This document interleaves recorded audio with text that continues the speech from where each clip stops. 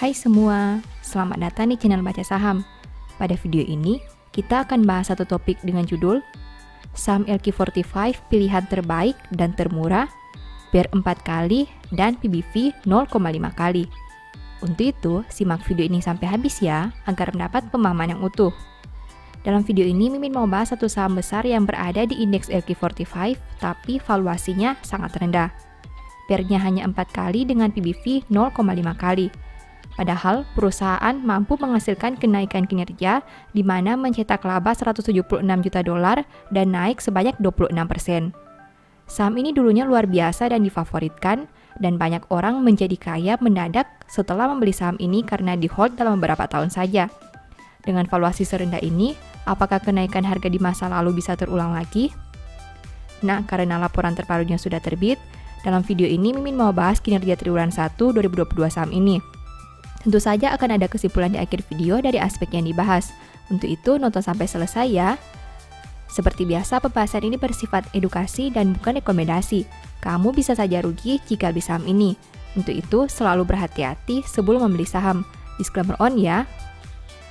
Pertama, aset. INKP punya aset 9.343 juta dolar di tahun 2022. Sedangkan di tahun 2021, asetnya berjumlah 8.978 juta dolar. Artinya, aset INKP naik 4,07% dalam 1 tahun. Sekarang mari kita bahas lebih detail. Dari total aset 9.343 juta dolar, perusahaan punya aset tetap sebanyak 3.374 juta dolar.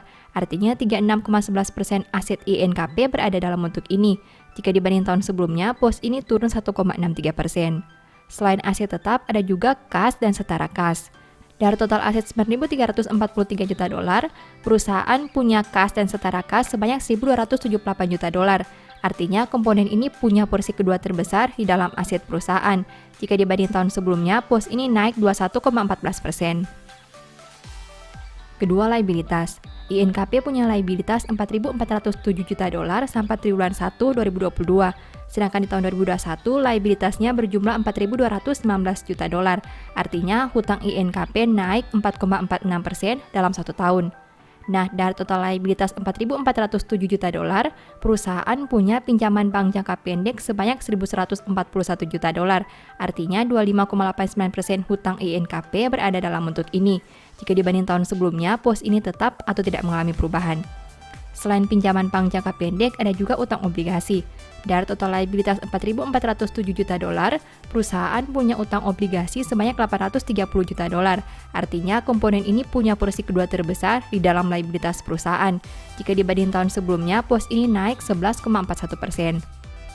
Ketiga, ekuitas. INKP punya ekuitas 4.934 juta dolar sampai triwulan 1 2022. Jika dibanding tahun sebelumnya dengan angka 4.758 juta dolar, berarti ekuitas INKP naik 3,70%.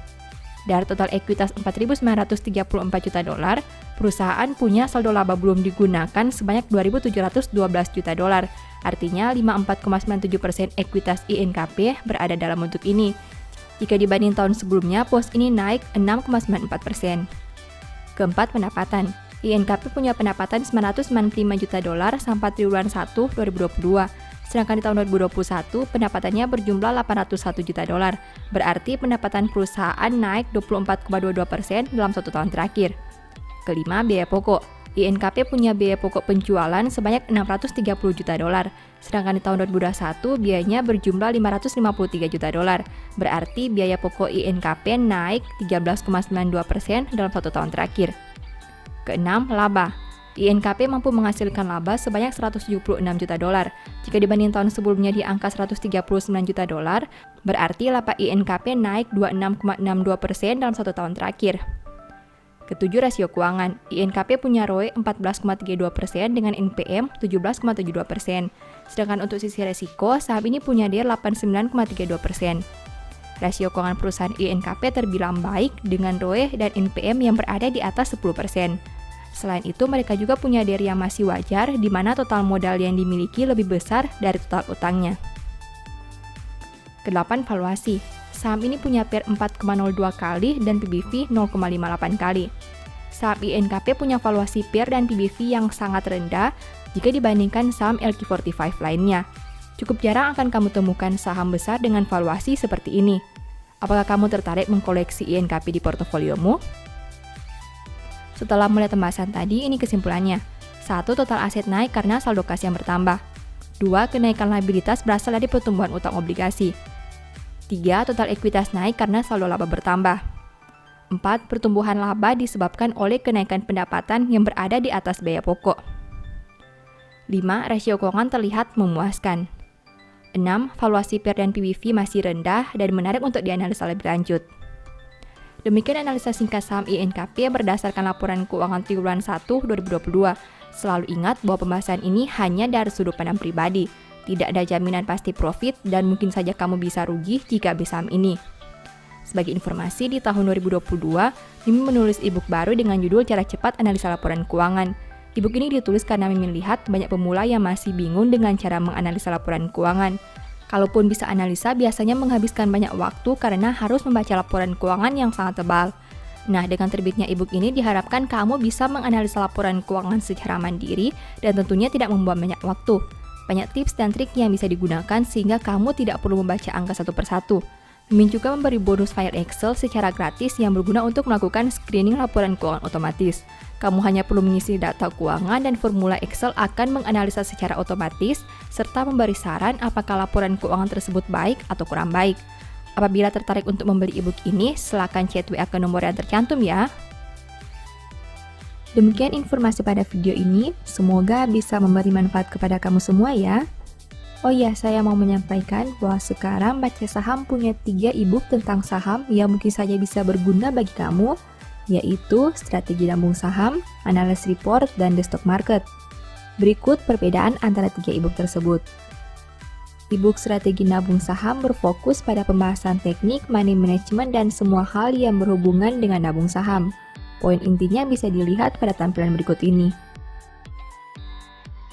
E-book Analysis Report berfokus pada hasil analisa fundamental 12 saham pilihan berdasarkan laporan keuangan terbaru. Poin intinya bisa dilihat pada tampilan berikut ini. E-book The Stock Market berfokus pada panduan bagaimana menganalisa fundamental suatu perusahaan dan money management yang baik. Poin intinya bisa dilihat pada tampilan berikut ini. Apabila kamu tertarik membeli salah satu dari 3 e-book tadi, silakan chat WA ke nomor yang tertera di layar ya. Ingat, hati-hati terhadap semua jenis penipuan yang mengatasnamakan baca saham. Baca Saham tidak pernah mengelola dana ataupun melakukan penjualan produk di luar Instagram, YouTube, dan Telegram resmi Baca Saham. Sebagai penutup, saya mau mengutip satu statement yang semoga bisa menjadi semangat bagi teman-teman. Siapa bijak hati memperhatikan perintah-perintah, tetapi siapa bodoh bicaranya akan jatuh. Thank you.